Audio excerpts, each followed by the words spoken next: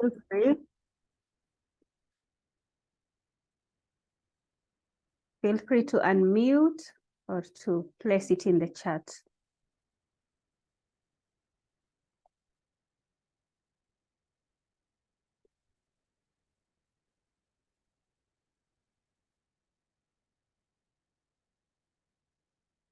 Fried chicken as a call leftover. Mina.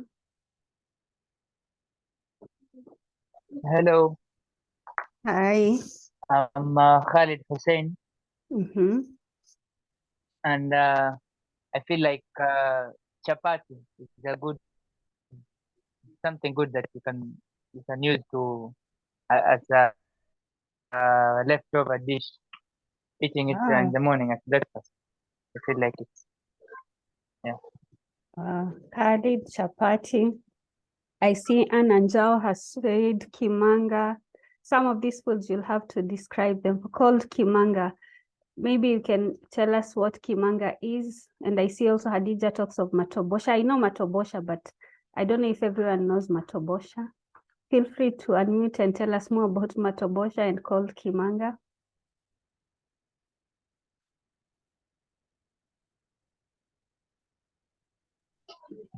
Hi, Rukia. Hi. Matobosha is a Swahili delicacy. It is made of wheat flour, which is cooked like ugali first, and then it is rolled and cut into very tiny pieces. And then a hole is made, a slight hole on that tiny piece. It is then cooked in coconut sauce and sugar and cardamom, plus other essence like vanilla. It is a sweet dish, and it is best cold. We should visit so that we get to taste that. At least I know kimanga, but okay, yeah, I see Anne has put it in the chat. Mashed beans and cassava. That's a very nice dish. Caroline, fried greens and nyamachoma, nyamchom. The Kenyan culture, nyamchom.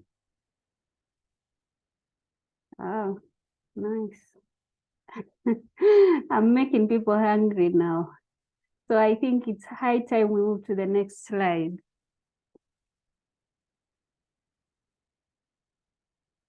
Thank you all for introducing yourselves. So our topic today is about mental health. So the question I'm asking myself is, does mental health have a place in the English language classroom? So please unmute and let's discuss. I know how the lessons can be hectic and all that. So I'm wondering, does it have a place in the English language classroom? You can unmute, you can place it in the chat.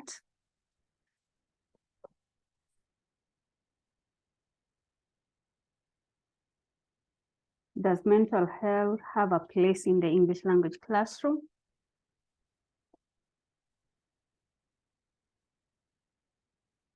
Yes or no?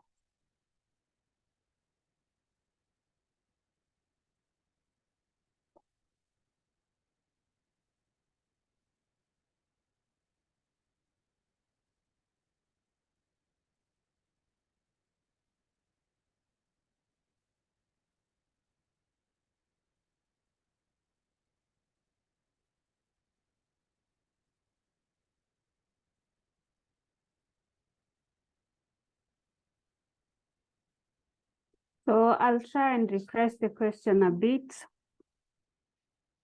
Can we teach, I see Khadija has said, yes, it does.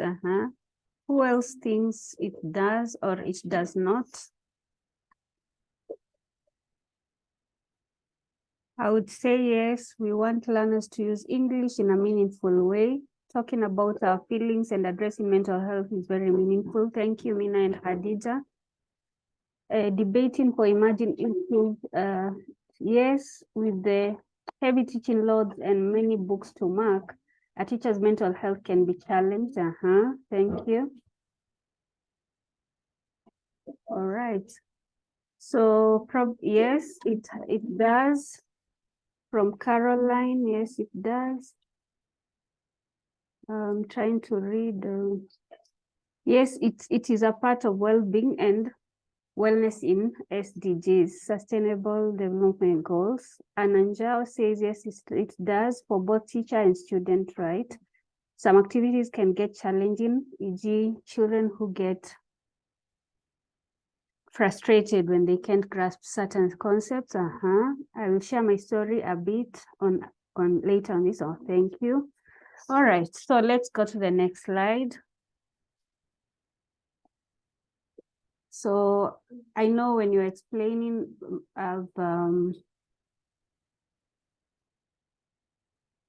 some of the places you've given your explanations, probably this is the time to give Hadija a chance to tell that short story in a minute or two.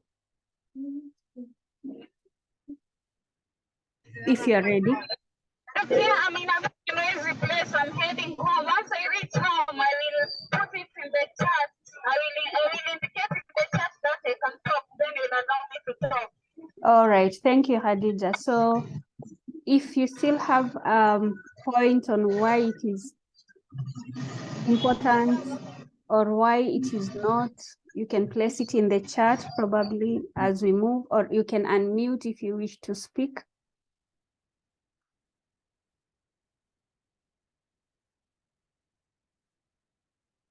So you can keep on placing this in the chat as we move forward. Oh, Mina, please go ahead. I was just going to say that even though I think it is, it definitely has a place in the classroom and probably even should be prioritized, I'm guessing that it's difficult for many people to find room in the curriculum, and that it even might sometimes be an uncomfortable subject. So although people might want to, it might sometimes be difficult in some situations to actually address in the classroom. That's very true. And I hope by the end of today's session, we can find it more easier probably to bring it into the classroom. And probably we'll get to learn more about how to incorporate it in our curriculum without necessarily going away from the normal timings. Let's see, let me not preempt, let's see how it goes. So we can move right ahead. So our objective today is to share practical classroom tasks that teachers can use to bring emerging and global issues into the English language classroom. So mental health is among the emerging issues. So with this particular lesson today, we should be able to incorporate any other emerging issue using the same format that we will use today at the end of this. So let's go ahead and see what we have. So our emerging issue is mental health, and the topic, to be specific, is trauma. I know this is a huge topic, but let's see how we proceed with it. So what is trauma? When I talk of trauma, what comes to your mind? You can unmute or you can place it in the chat. An accident or something that causes someone long-term mental pain. Thank you, Khalid. Any other response, any other view of what trauma is?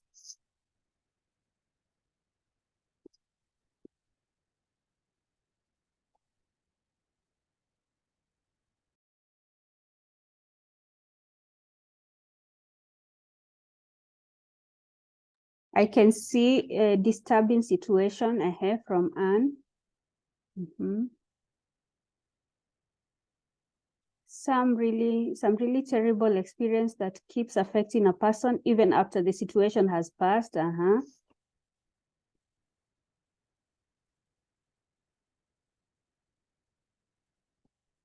Deeply wounding experience, Judith. Bad memories that affect us. Thank you, Maggie. After effects following something that affected emotions or destabilized your normal operations. Thank you. So as we move forward, we see that the definition of trauma incorporates everything that you have mentioned and written in the chat. So as we move to the next slide, we see that what you've said actually fits what trauma is. The response to a major life event such as abuse, death, accident, rape, and many others. This image here shows some of the reactions. One of the reactions that a traumatized child, if you're talking about a child, how they feel like they are not comfortable. And these are some of the things you can see in class. And usually what happens in traumatic experiences, the body tries to protect us from feeling the pain by pushing it at the back of our minds. So what happens is we behave in certain ways. You find that a child, maybe in class, they isolate themselves, maybe they cry a lot, maybe they have behavior issues. If it's a colleague, maybe an adult, again, you find that you might find they're irritable, you might find that they want to keep to themselves. So it is a reaction to trauma because the body wants to protect us from the pain of trauma. So that means trauma, when we define it, is a painful situation that emanates from major life experiences that affects us. So we can move to the next slide. I have seen something that has been shared in the chat that I want to read. Caroline says, a negative effect on your mind, body, soul, and affects one's daily routine. Very true, Caroline. That is very true. So what are the causes of trauma? As we've said, we have abusive relationships, we have bullying, at times we have bullying in schools, unstable homes, at times neglect, both of a child or an adult may feel neglected, major accident. I don't know if you've had experiences with bullying in school. Kindly share whether you've come across bullying, whether in school, in social media, amongst learners, and probably how you handled it. If you don't mind, you can share in the chat. You can raise your hand, you can unmute yourself.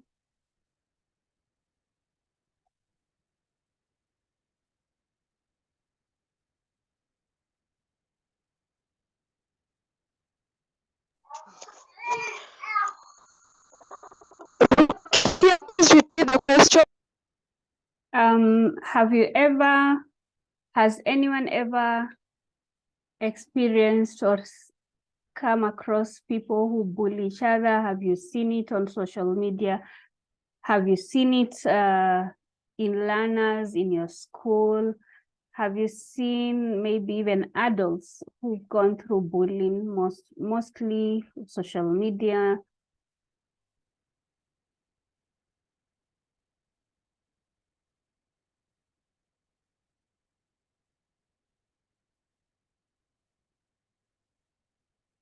And if yes, how did you maybe deal with it? I saw bullying during my high school days, but it wasn't addressed with the seriousness that it deserves. Thank you, Geoffrey. So we see that some of these bullying incidences are not addressed fully. And I'm asking myself, if it were to be addressed fully, how would it look like? Because when these things are not addressed, that's when we hear, like we see students burning. Maybe we see someone posting messages that they are low, some even lead to suicidal ideation. So same here, it wasn't taken seriously enough. when I was in school. Carol, please unmute and let's hear what you have to say. Actually, I did experience some bullying when I was in high school. And I have to say that it was really, really bad because of this name calling, you know, the way you can be given a bad name that affects your whole entire schooling. You just want to finish and go and never look back. That was me back in high school, back in 99. It actually started in the year 2000, I think, when you're almost finishing 99, 2000. So the effect was I became withdrawn with some things. I was not able to be in social crowds, and I never used to have many friends. And I think up to date, okay, not necessarily because of the bullying part, but because of the effects that came with all that, it made me become like everybody used to tell me, why are you still in a cocoon? You see, why are you still in a cocoon even when you've grown? You need, I never used to be social as such. So I used to tell people not to take that kind of energy into them, because it really affects your whole being. Because you think these are people. I was in a boarding school, to say the least. I was in a boarding school and I never used to want to go to school. Literally, I remember there was a time I told my mom, I am not going back to that school, and I'm not going. She took these things called a nyaunyo. Like, I don't know if people know what nyaunyo is here, but she told me, this is the last time you are saying you're not going back to the school that we actually looked for you so hard, and then now you are refusing, and you keep on saying no, no, no. And every time we're opening school, you say no. So I didn't know how to tell them what is going on, because I didn't think that they would actually understand. So eventually, after I finished school, I just wanted all that behind me. And then eventually it was all a blur in my present life, in my future life. But for anyone that is going through any trauma in life, and they've been through all that, the stages that come with the trauma, for me that was not trauma. Trauma came when my late sister passed. That was when my trauma was really, really heightened, but I've been dealing with it up to date. So it is really, really hard. And anybody who sees another person withdrawn, antisocial, you never know what that person is going through. You don't have to make their lives a little more harder than it is. Please, you have to reach out, try to understand, why are you like this? You are not like this. Maybe someone who knows you, but all of a sudden you're withdrawn. So if you can reach out, try to help that person, because trust you me, trauma is not a funny thing to be with. It is really, really, really tiring. And if you don't have someone who supports you in a positive manner, you might as well even kill yourself. Like, I've had some people who are depressed in a certain country abroad, they are killing themselves, they're committing suicide, going on top of buildings and throwing themselves down and killing themselves because of the depression that is there. So you need to know how to reach out in a proper manner, in a positive manner, and help this person to overcome, or to at least know how to live with this trauma, even though they will not get rid of it immediately.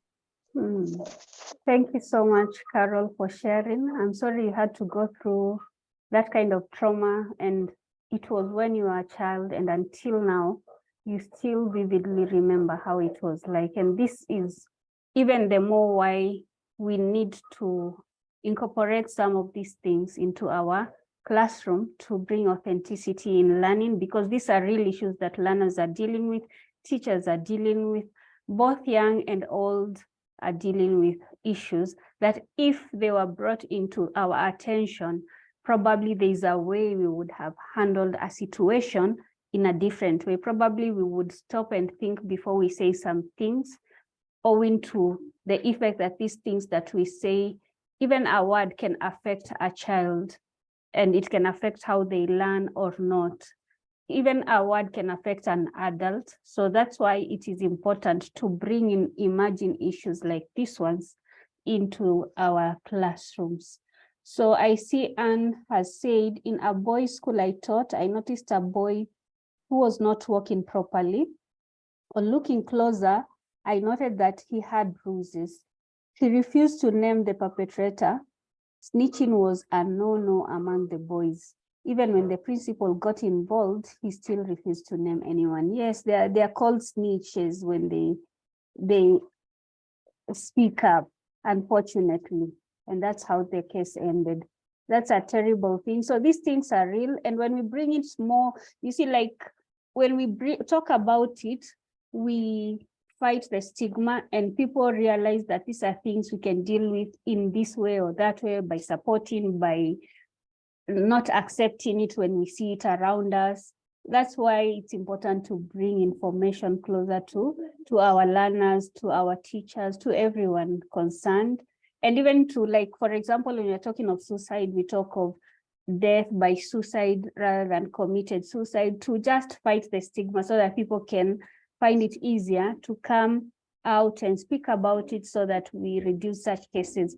I saw there was a, I don't know which state, I don't know if you're aware, in the US, there was a governor who was talking about having trauma-informed teaching practices, being able as a teacher to notice that this child has symptoms that are pointing towards a certain, like they are traumatized, so that you take note, maybe refer them, or even taking note of the things that you say or the things you do in class, the way they can affect a learner, which is very important, because at times you might think a child is a slow learner, but maybe it's just because they've been traumatized. Maybe they just need one word of encouragement and they come out of their shell. So I feel these emerging issues are very important if we bring them up in our classrooms, in our English language conversation clubs, because they come out in a soft way. As much as it's a heavy topic, but it comes out in a soft way, then you can even decide to do, there are different ways. You can do them piecemeal, you can divide them into a jigsaw. There are so many ways that we can bring up such issues, and we shall see today how we will bring up this issue of trauma. We can move to the next slide. So this will be a group discussion that we shall do in breakout rooms, and it will be discussing symptoms of trauma, from what we've said trauma is and what you already know, what you've seen in your learners, your colleagues, around our society, our homes, and everywhere. Which symptoms do you see in people who are going through trauma? So probably, Mina, people can go into breakout rooms for 3 to 5 minutes. And I see, since we are not many, probably we just need a few breakout rooms. Thank you, Mina. Sure thing.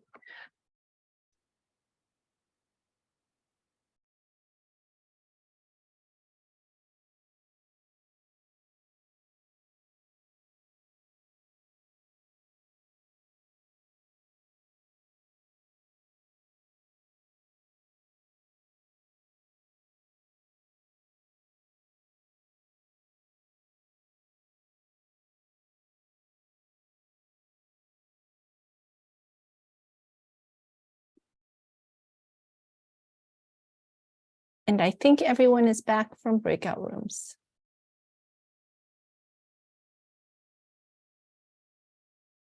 All right, so we are going to now share. Representatives from the different rooms can share what they discussed.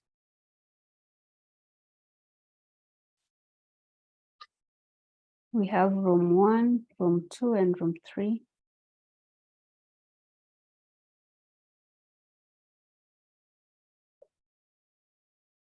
You can unmute and share, or you can post in the chat. It is okay. There's no right or wrong answer.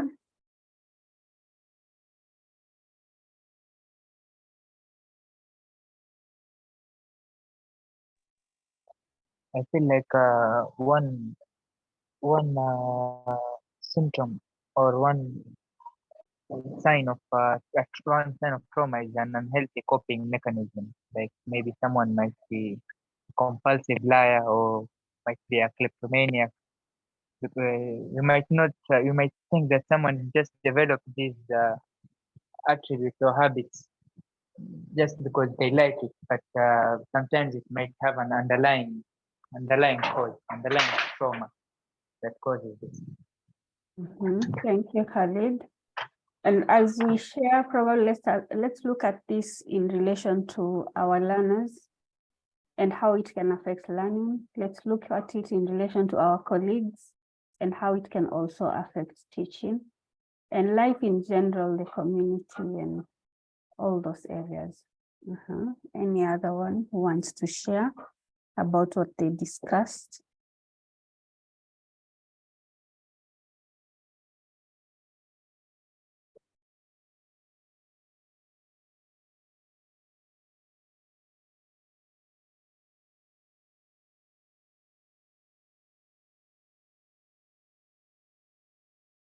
Yes, Mina, then Lillian.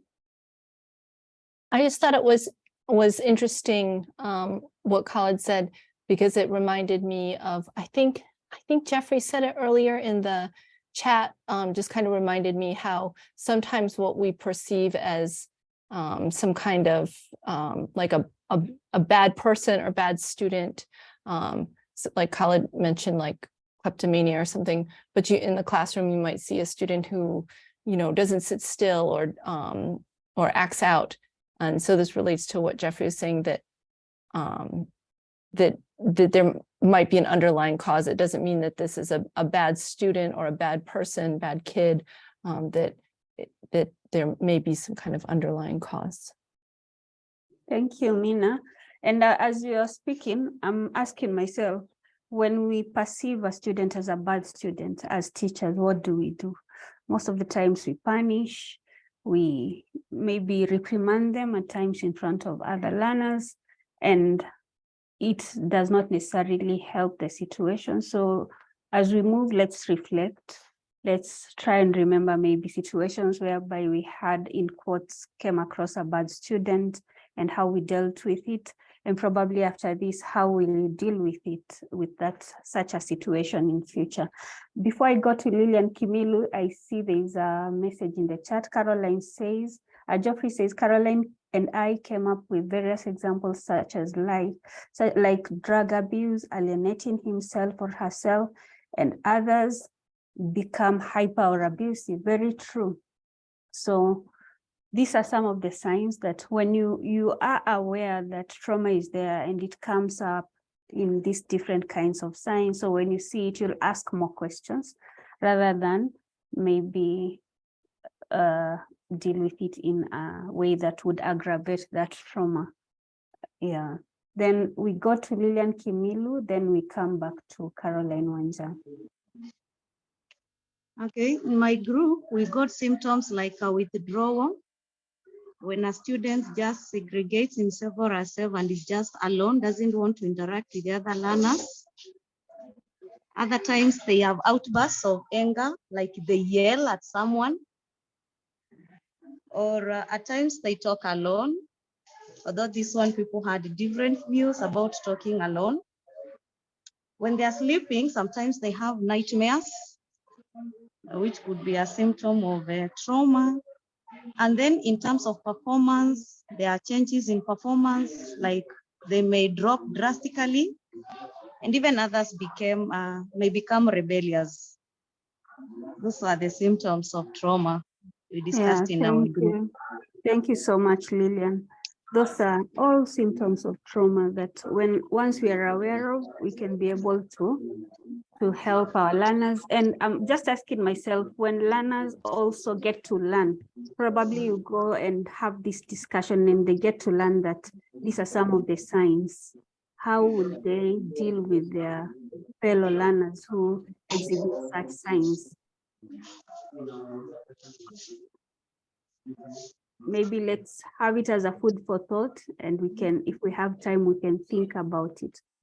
we can discuss it if we'll have time. So Carol. Okay, thank you, Rukia. So we also discussed one more that Geoffrey forgot to add. I would like to put it in there also. Committing suicide. You find that someone who has suffered a lot of trauma, does not have any help or assistance or support, may decide and is withdrawn, they can actually come up with very bad ideas in their head. So you can find that they will either have ideas of either killing themselves, okay, committing suicide, that is, and they can even endanger other people in the process because they don't find the value of life anymore. So I just wanted to add on that one, endangering others and also committing suicide. Thank you so much, Carol. And that is very true. They actually can endanger others, like we saw the time when there were so many fires in Kenya, in secondary schools, and also the suicide factor. And, you know, one of the things that also aggravates some of these things is because of the stigma, the mental health stigma. People don't want to talk about anything mental health. And actually also because of that, nowadays we talk of dying by suicide rather than committing suicide, because committing suicide incriminates the person who died by suicide and also the family. So we are also like taking note of the vocabulary being used to describe some of these mental health issues, and some of these vocabularies are also ones that you can discuss with learners, and they can be learning new vocabularies within the emerging issue that you're discussing.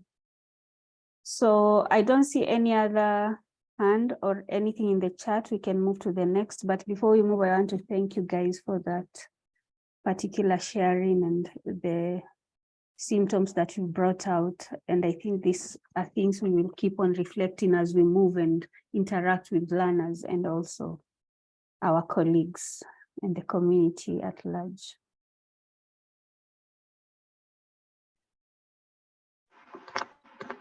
So this one is tied to what we were discussing as an open discussion. How do we offer support? And again, I think maybe we can also reflect and think, when it comes to our learners, how can they offer support to their fellow learners when they notice that my friend, for the last maybe 1 week, 2 weeks, they haven't been talking the way they usually used to talk. They want to isolate themselves. Or if it's yourself as a teacher to a colleague, how would you offer support? Probably one thing. If everyone can give 1 or 2 things, then we can get to know how we can offer support to people who are going through trauma.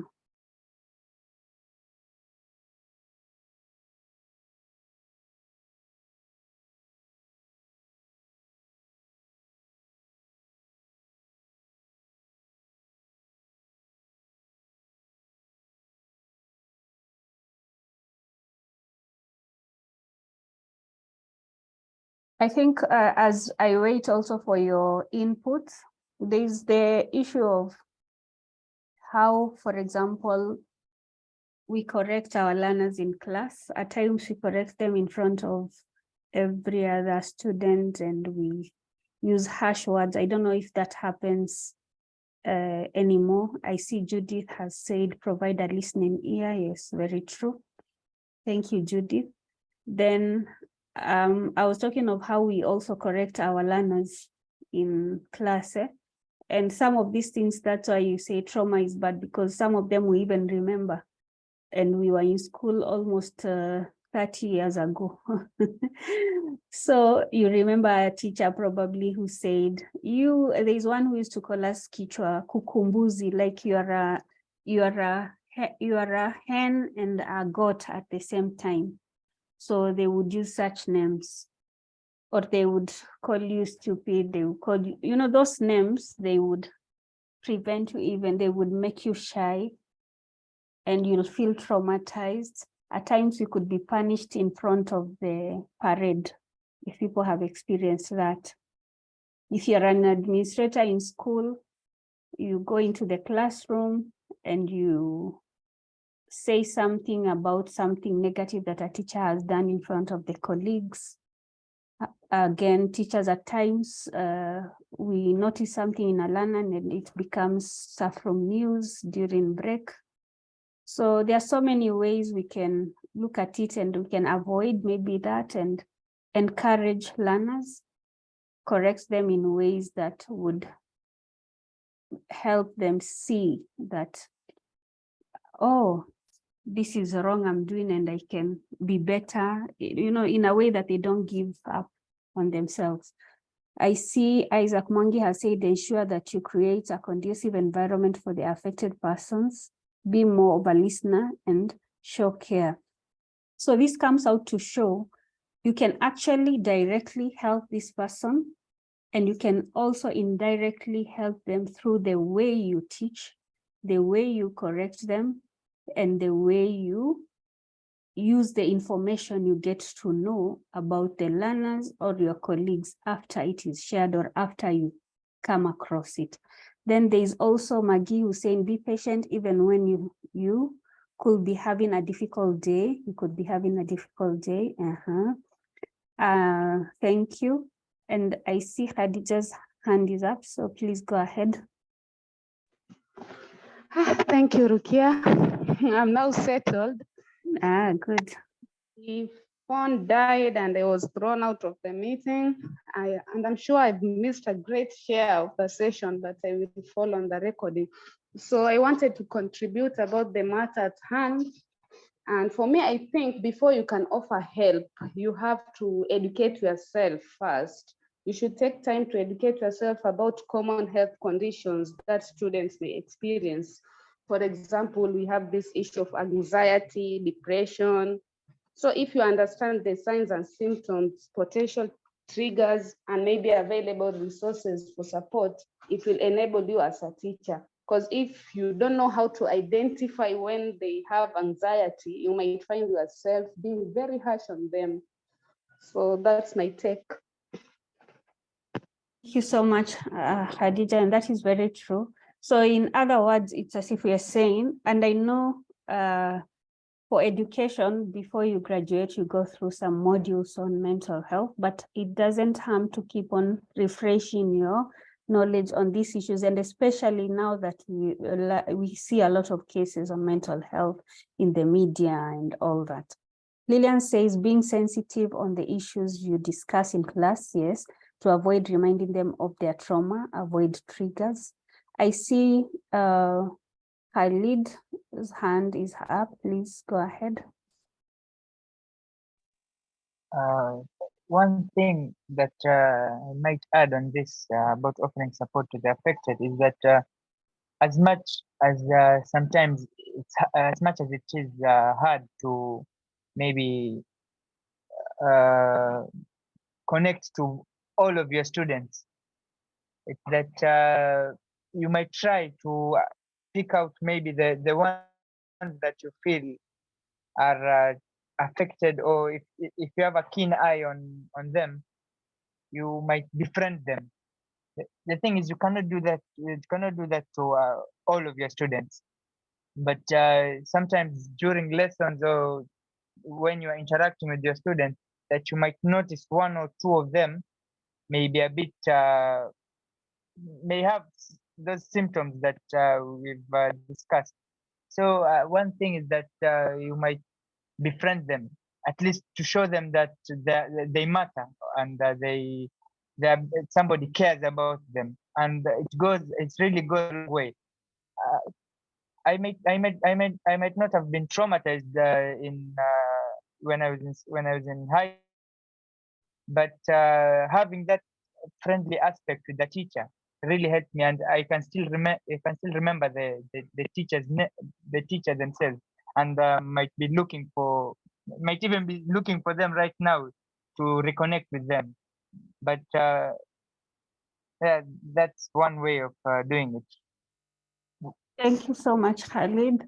Yeah, befriending learners in a safe way is also important. And as you said, you still remember that teacher who befriended you, because in a way, so you see, it still brings out the fact that it is not only by you knowing or directly, like you're not a counselor, but you can, in the way you relate to your learners, offer a very supportive position that you might not even know you're offering it. The words that you speak, they can also be positive words that encourage learners and help learners heal from something that they were going through.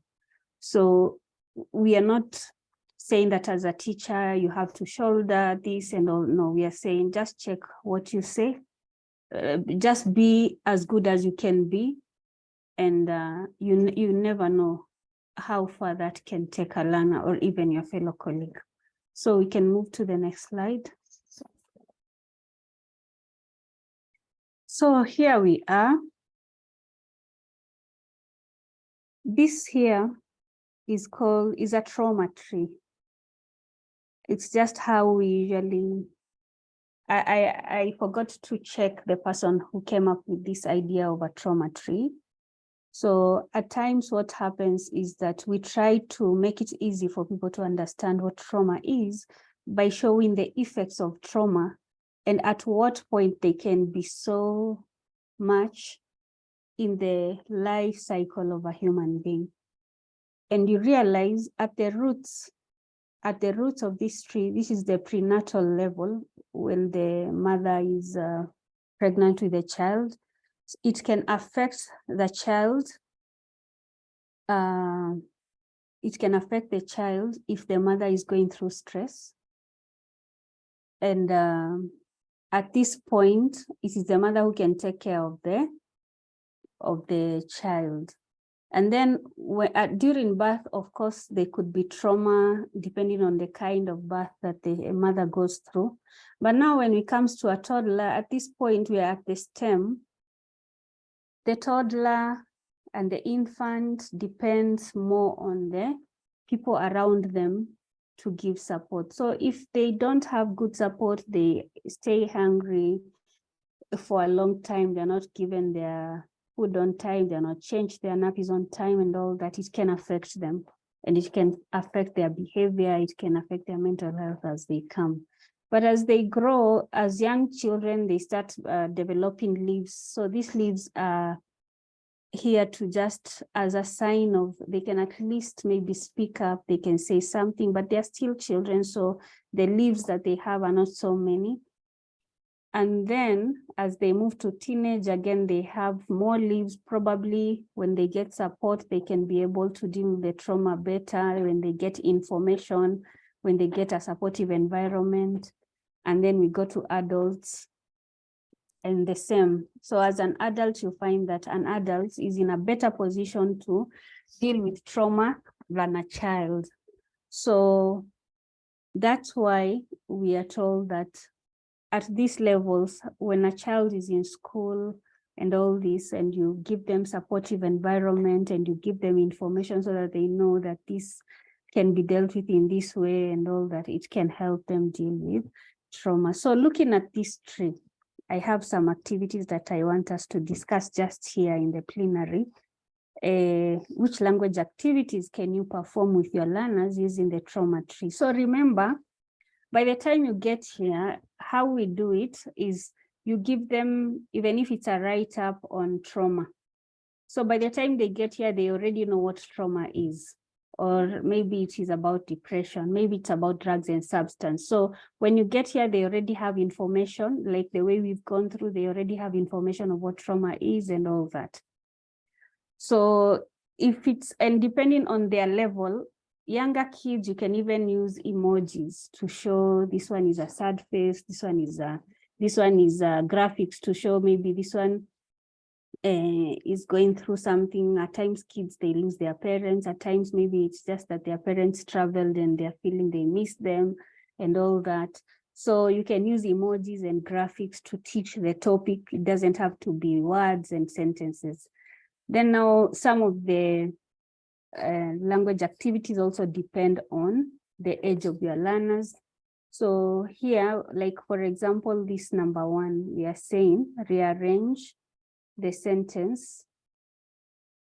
This is an example. So if you were to rearrange the sentence, how would it be? You're using this tree to rearrange this sentence. As Onyango through an infant went tough experience. Does someone want to try to rearrange that sentence?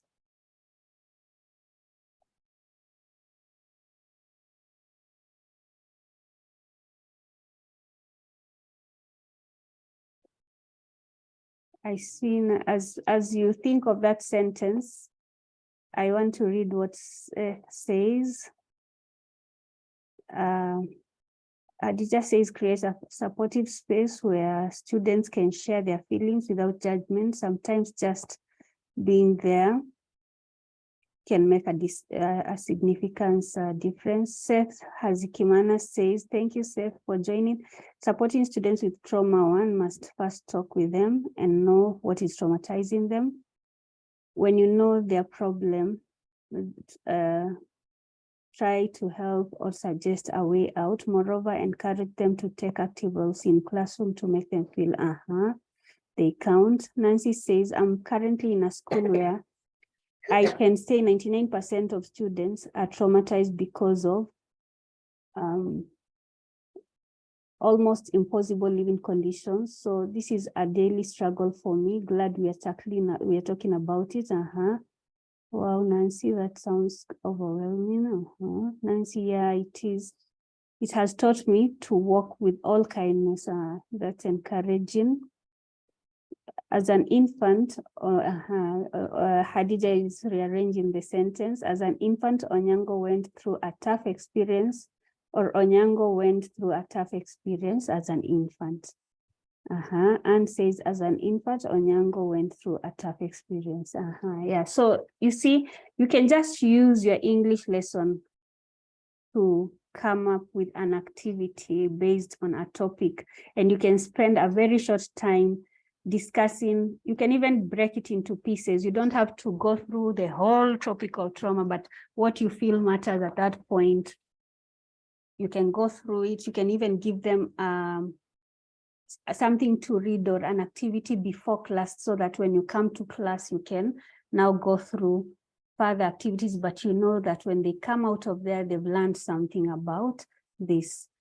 And especially the older ones, secondary schools, the younger ones, it is more of how peer you deal with them, how you treat them, and the few things you teach them that can help them support other learners, other colleagues in class, words of kindness and all that. So these are some activities. So an adult can handle trauma better. So if you change this into passive voice, what would it be? You see, all those things, you can create different kind of activities that trauma can be handled better by an adult, okay? You can even ask them after they go through maybe a write-up, you ask them to summarize in 3 sentences what they learned about trauma. They could say what trauma is, maybe 1 symptom, So this gives them practice also in relation to the language. So I feel that until here, we've seen that it is possible to teach an emerging issue within your class. So we'll move to the next. These are examples of ways, also other ways that you can teach trauma in your class. I just wanted to showcase, initially when we were at ALZELC, I had these games in hard copy, and we would maybe have played these games, but in the American English website, we have these games, and they have templates that you can use to tailor-make games according to what you want. So I took this empty template. In the next one, this is a template we used during the World Women's Day. We used it with students in a school called Kariobangi SDA school, and we gave them a write-up beforehand. They read about what Women's History Month is, and then now when we went there, we did this game and a trivia that you'll see when we move. And it was very eye-opening, and they learned a lot. They realized there were so many things that they never knew about why we are saying we have a Women's History Month. And I think even to us as the facilitators, we also learned a lot from the learners, and we realized that such activities can be very encouraging to the learner, and it gives them confidence, and they also get to believe in themselves, seeing that there are other women out there who have excelled and all that. So it almost hits a number of birds with the same stone. So we can move to the next game. It's a board game. So this one was what I had prepared for trauma. It's a board game. So it just shows different questions, then you play and you explain, you get to discuss, practice the speaking skills, listening for the ones who are listening. And at the end of the day, they come out of there having learned, having practiced their language, and having had fun in a relaxed way. So the next one that we did was a trivia, which is also another way you can deal with such emerging issues. You give them a write-up, then you come up with trivia on questions. This is what also we did with the Swaminarayan schools during the Women's History Month. So now, I want us to now go to another activity that there is the Kahoot also. You can also use online. You can also use online games like Kahoot. And that is where I want us to go. So for you, if you want to join the game, you can search, you can go to kahoot.it, kahoot.it. Then I will share my screen, and I will share the game that I want us to play. Unfortunately, it's just a few players who can be able to join. So the first people who will join will just play. We're just trying to showcase different ways that we can use games in class to make such topics easy to tackle when you want to tackle it directly, rather than or on top of how you deal with your learners.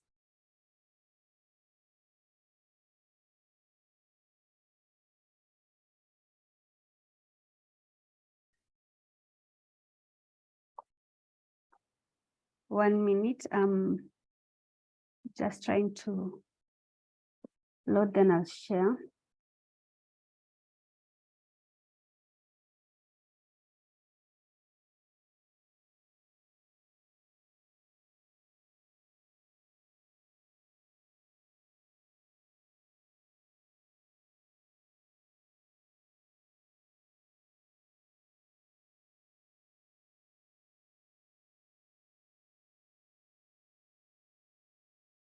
So if you're already in kahoot.it, I'll share here and you can join the game. It will show once you're there, once the pin is there, you can click the pin and join. So players can join in. If you're using your phone, you can just open another, you can minimize what you have and open another screen. I see Khadija is already in. We need another player.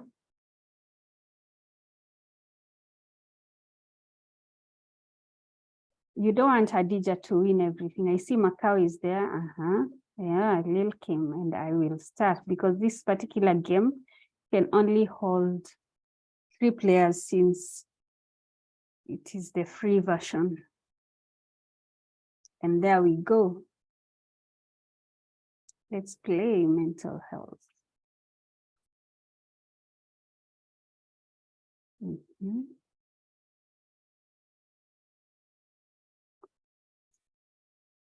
What is mental health?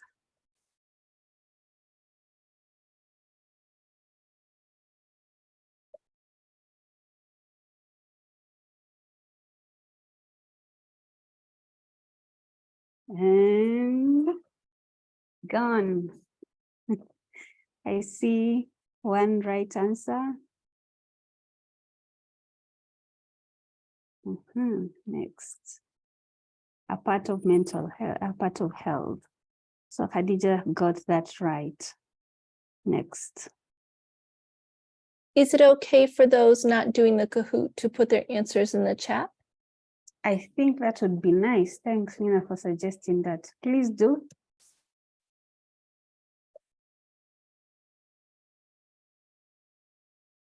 Mary, a grade 5 pupil, slept in class today. Mary is suffering from trauma. True or false? I see 2 correct answers, and probably we have more in the chat. Probably, Nina, you can check for me. Next. Oh, we've got some people participating in the chat.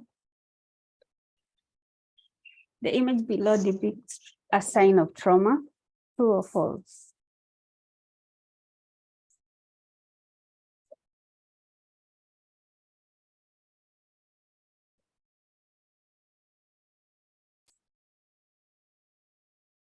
Three right answers. Yay. Okay.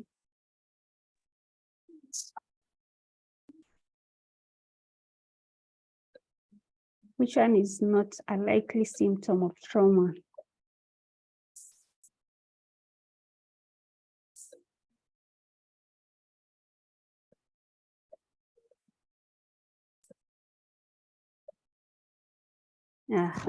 Three correct answers.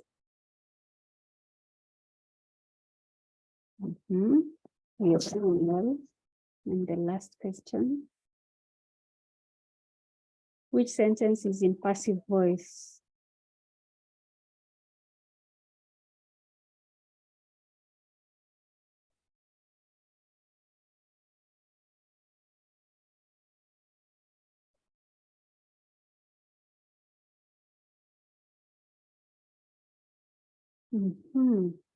One correct answer.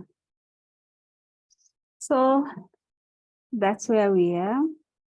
Number 3, we have Lil Kim, have Macau, position 2, and we have the winner, Khadija.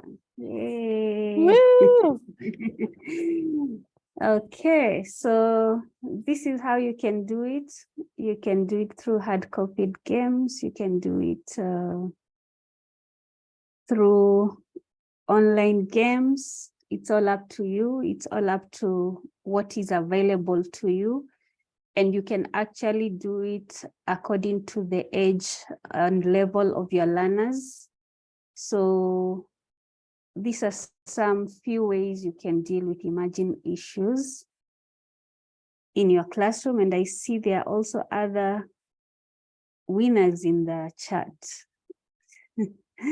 Wow. This is great. So you see, you can tailor make a game according to the resources that are within your reach. So here, I think I come to the end of my presentation, and what I'm asking is, how would you adopt the method we've used today to teach emerging issues in your English language classrooms? And the floor is open. You can put it in the chat. You can also unmute and let us know what you think about what you can do in your English language classroom using the method we've used. How can you adapt it? What can you change? The floor is open for anyone.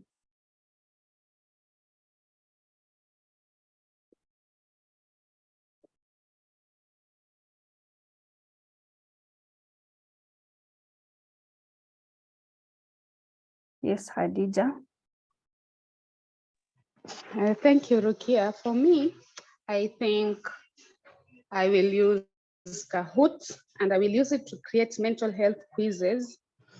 So the quizzes will be very interactive, and as the learners are participating, I think it will help them to forget about a few issues and be happy And at the same time, they will also learn on how to take care of themselves, how to manage stress, and also the importance of seeking help. So all this can be integrated into the quizzes.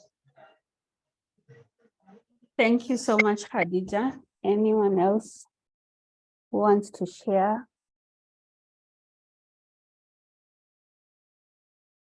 I think you have shown us a variety of ways to promote discussion in the classroom. I think that's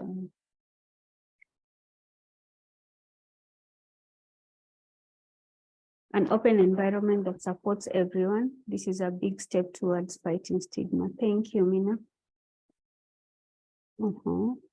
Any other person who wants to share how they would adopt this into their class on climate change? Isaac Mwangi would use this method on climate change. I can use Kahoot for questions that call for short answers. Any other person? So probably I will now go to also any questions that anyone has, any clarifications, please feel free to raise them at this point.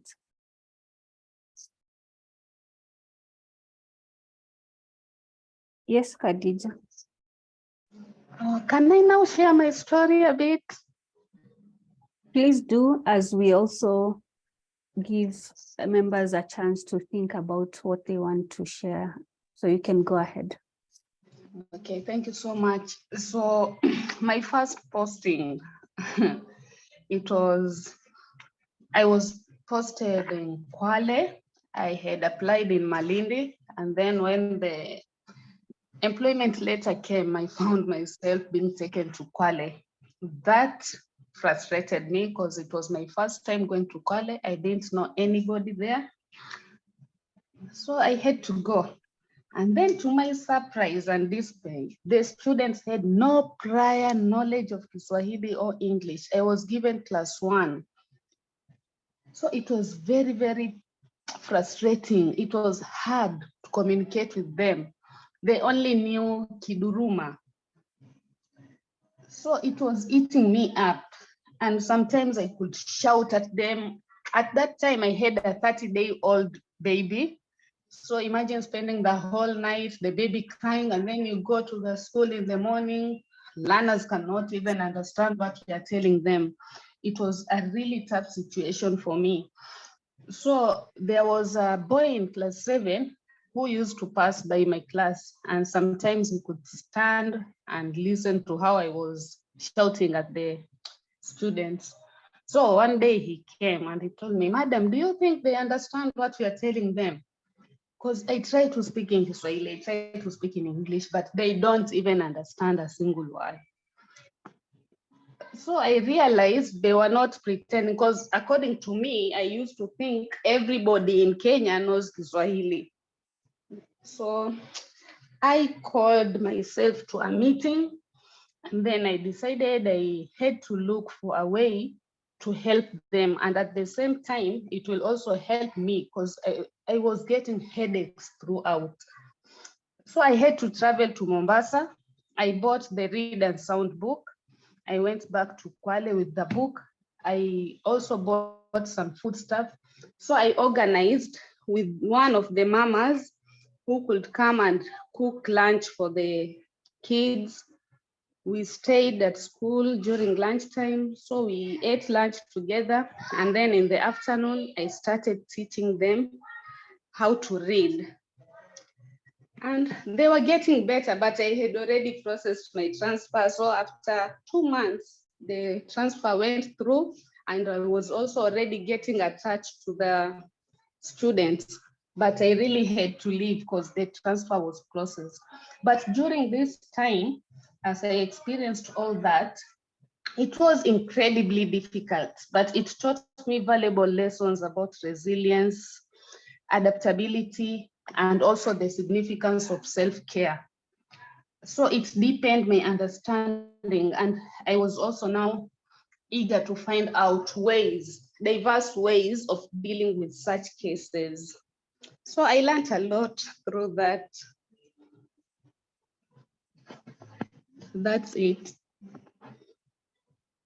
Thank you so much, Khadija, for sharing your story with us. And it brings in even the more also the mental health of teachers. And at times, teachers also are put on the spot when it comes to mental health. I'm glad you are able to adapt eventually. And this also brings in the aspect of, there's a course I was doing on critical thinking in the English language classroom. And from the way you put it, it shows you are able to step out of yourself and objectively look at the situation of the other person.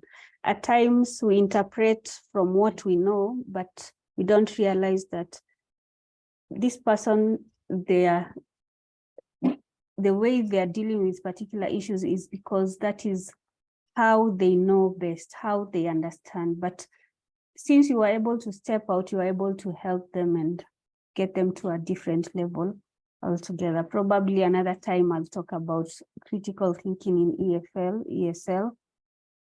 Hopefully. Thank you so much. That was very encouraging. I see there are also some chats here. There's Lillian says, for students who do not want to open up and they exhibit symptoms of trauma, how do you approach such a scenario? Thanks for the question. It's a good question. Actually, if they don't want to open up, you can refer them to the GNC, the guidance and counseling person. I believe every school has a guidance and counseling person. So for you as a teacher, if they come to you, you can be able to help.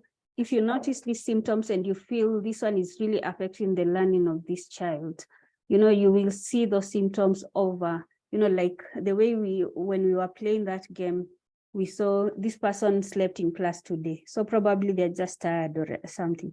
But if it's something that continues, it recurs over and over again, then, you know, this is the time to, this child is not opening up to me, so I can refer them to the GNC, and then the school can know how to deal with that child, because the GNC has more expertise in dealing with such.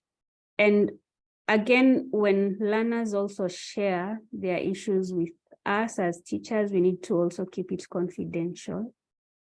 And even as we talk about, let's not give signs that would identify you. You might not say the name of the students, but the way you describe, everyone will know that this is so and so. So we can also avoid that. But I think Khadija also brought out a very good point of your own self-care as a teacher. So it's always good to know what you can deal with and what you cannot, so that you don't also burn out yourself. And always refer to the GNC if you feel this is overwhelming. So the most you can do, maybe that you can do easily, is how you deal with your learners in class, by being kind, by using kind words, by, you know, those are some of the things you might think they don't have an impact, but they have a great, great impact. And that's why until now, over 30 years ago, we still remember some of the experiences we had with our teachers that were negative, and we still have the faces of teachers who are good to us. And I think teachers are really doing a good job. I see Isaac says, on climate change, I can use Kahoot for questions that call for short answers. Oh, this was Lillian Kimilu's. Then you keep on showing that you care. Don't tire being a safe space, because they'll come a time they might come to you for the help. Yeah, that's a good also way of looking at it, Nancy. And then I see a lovely story. Thank you for sharing. For students who do not open up, the teacher should try to earn their trust. Thank you. True, Joy. True. Yeah, thank you so much, so much for being active participants in this particular session. And I hope that you are taking away, even if anything, one thing that you can use with your class. So I take this session back to Mina. Thank you for the platform.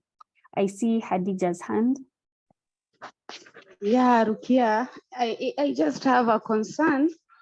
Why is it that when we have sessions on mental health, people run away from them, because I've attended several sessions on mental health and we'll find that the sessions have very few people.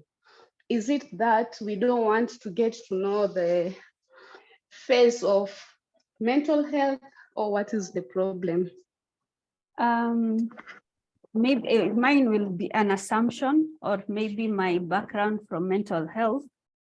As Mina said when we started, mental health is a heavy topic, and people tend to feel that it maybe might bring up issues that they don't want to think about or they want to forget. So people might, or maybe they are just stuck in traffic.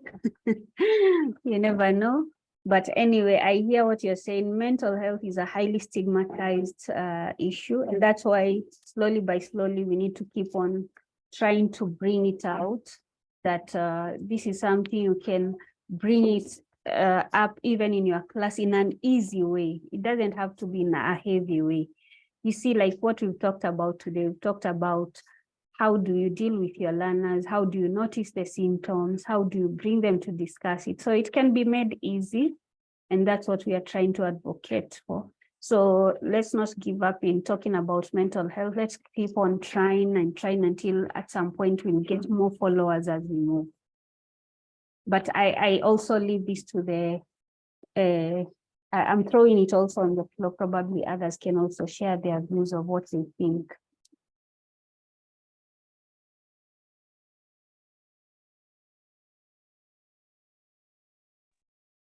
I think that's probably from my assumptions, a pretty accurate description, that maybe a lot of people are maybe intimidated and think that these things can only be talked about in a very serious and heavy way. But I think you modeled nicely how we can take a gentle approach to it. And then, you know, over time, if it goes well, then, you know, deeper things can be discussed, but that doesn't have to be where it starts and the only way to address it, I think. Thank you. Thank you. Any other person who wants to weigh in?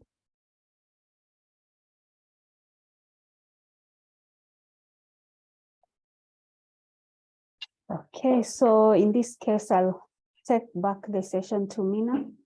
And I thank you all for staying on till the end and for your active participation. And, oh, we have something in the chat. Oh, we have, well, Anne just said all the things I wanted to say. What a brilliant session, brilliant link between English lessons and mental health. Yeah, thank you so much, Rukia. I knew that this was going to be an amazing session, and I was very disappointed that that you weren't able to present at ELPAK. I felt that it was sad for you, but most of all sad that people wouldn't have a chance to learn from you. But I'm glad that we're able to make it up. And for those stuck in traffic or who are maybe intimidated for a live session, of course, the recording will be available to them as well. Or if you know someone who you think would benefit from this session, you can always share the video with them. And of course, thanks to our awesome participants who are here, participating, sharing their ideas, their experiences, asking questions, being curious, and just actively participating. Always good to see you all. See you in 2 weeks. We'll be having one more guest presenter. Patricia Matuku will be bringing us her virtual version of her ELPAK presentation about enhancing cultural diversity in the classroom. And then after that, we have one more session left. So mark them on your calendars. I look forward to seeing you all, and have a great week. And thanks again, Rukia. Thank you, Mina. Thank you, Rukia. Bye-bye, everyone. Bye, everyone. Bye, everyone. Bye, all.